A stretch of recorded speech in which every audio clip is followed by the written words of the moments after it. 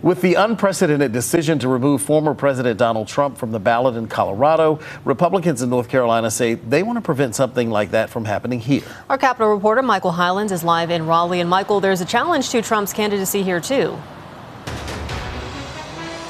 Right. The State Board of Elections declined to take that up this week amid questions about what authority the board even has. Well, now some Republicans here in the General Assembly say they're considering passing a new law that would make clear the board could not remove Trump.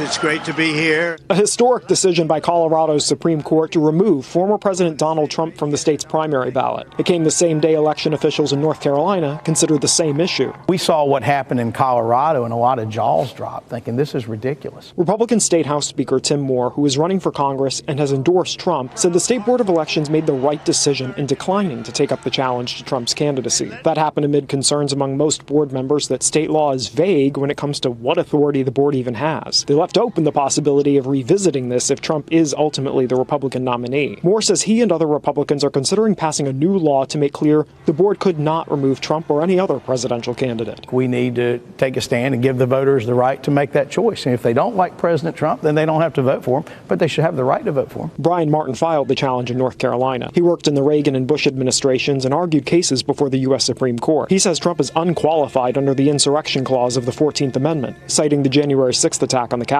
If the Constitution says you're not qualified, that's the end of the matter. That's pro-democratic. Following the Colorado decision, the nation's highest court is likely to take the case soon. All of these facets really present some very in-depth constitutional dynamics that ultimately the U.S. Supreme Court is going to have to try and figure out and give some guidance to the states as to how to approach this issue.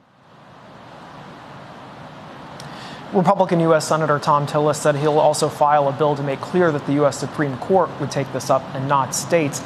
It could also lead to states losing federal funding for elections if they, quote, misuse the 14th Amendment. Live in Raleigh, Michael Hyland, CBS 17 News. All right, Michael, thank you.